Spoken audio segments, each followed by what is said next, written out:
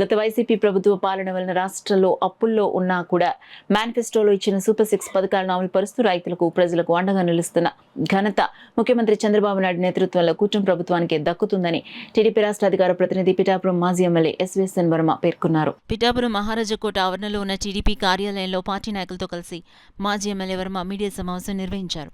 ఈ సందర్భంగా రైతన్న నీకోసం కరపత్రాలను వర్మ ఆవిష్కరించారు. అనంతరం మీడియా సమావేశంలో వర్మ మాట్లాడుతూ రైతులకు ఎన్నో ప్రయోజనాలను కల్పిస్తున్న చంద్రబాబు నాయుడే నిజమైన రైతు పక్షపాతి అని కొనియాడారు. జగన్మోహన్ రెడ్డి గారిని అడుగుతున్నా, మీరు రైతుల కోసం ఏదైనా నీటిపారుదల ప్రాజెక్ట్ చేశారా? ఎక్కడా లేదు. రూపాయి ఇచ్చారా? ఎక్కడా లేదు. పోలవరం చేసింది చంద్రబాబు నాయుడు, పట్టిసీమ చేసింది చంద్రబాబు నాయుడు, పురుషోత్తపట్నం చేసింది చంద్రబాబు నాయుడు. అంటే రైతు పక్షపాతి చంద్రబాబు అనడానికి ఈ ప్రాజెక్టుల నిదర్శనం అని మేము తెలియజేస్తా ఉన్నాం. వేళ చంద్రబాబు నాయుడు గారు అధికారులు ఇవాళ ప్రజాప్రతినిధులని డోర్ టు డోర్ వెళ్ళమన్నారంటే మేము వెంటున్నాం. మీకేం కావాలి ఈ ప్రభుత్వాన్ని అడగండి, ఈ ప్రభుత్వం చేయడానికి సిద్ధంగా ఉంది. మీరు అడగకుండానే మేము ఇవన్నీ చేస్తూ ఉన్నాం. పిఠాపురం నియోజకవర్గాన్ని తీసుకుంటే 2 పంటలకి జగన్మోహన్ రెడ్డి ఆపేసిన పురుషోత్తపట్నాన్ని స్టార్ట్ చేశారు. 2 పంటలు సస్యశ్యామలంగా పండుతూ ఉన్నాయి. అలాగే ఈ జిల్లాలో చూసుకుంటే చాగల్నాడు ఇచ్చారు, అదేవిధంగా పురుషోత్తపట్నం ఇచ్చాను, పుష్కర ఎత్తుపాతల పథకం ఇచ్చాను.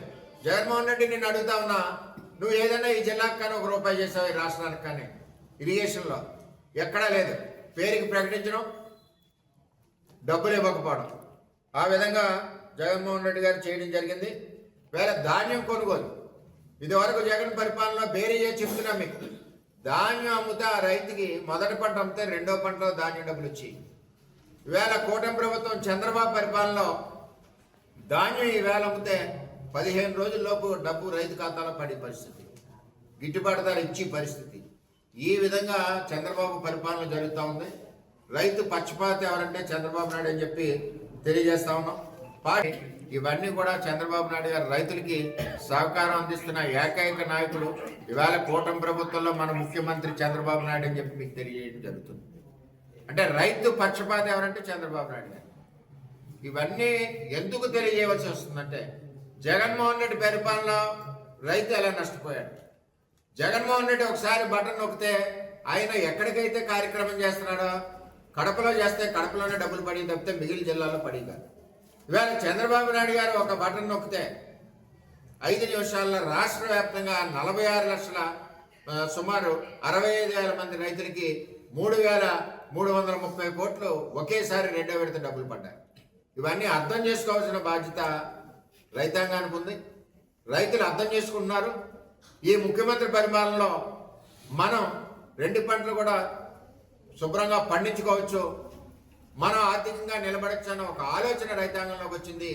దానికి కావాల్సిన వసతులు ఏదైతే ఉన్నాయో, సాగునీరు కానీ, ఎరువులు కానీ, ధాన్యం గిట్టుబాటు ధర కానీ, ఇవన్నీ కార్యక్రమాలు అన్నిటికంటే ముఖ్యంగా వేళ పంట నష్ట పరిహారం.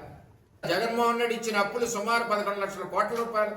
ఈ రాష్ట్రంలో అప్పులున్నా సరే వేళ రైతాంగాన్ని ఆదుకునే నాయకుడు కూటమి ప్రభుత్వంలో ముఖ్యమంత్రి చంద్రబాబు నాయుడుని తెలియజేస్తూ, ఏది ఏమైనా రైతులు పక్షపాతి చంద్రబాబు నాయుడు. ఏది ఏమైనా మరి రైతన్న మీకోసం కార్యక్రమం ఉన్నది. ఈరోజు చంద్రబాబు నాయుడు గారు వెళ్తున్నారంటే రైతుకి మేము చేసేమని చెప్పి గర్వంగా చంద్రబాబు నాయుడు గారు చెప్పుకోవడానికి వెళ్తా ఉన్నారు.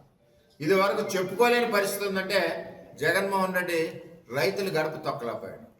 అదని చెప్పి తెలియజేస్తూ, ఎప్పుడు కూడా కూటమి ప్రభుత్వం రైతు ప్రభుత్వం అని చెప్పి మరొకసారి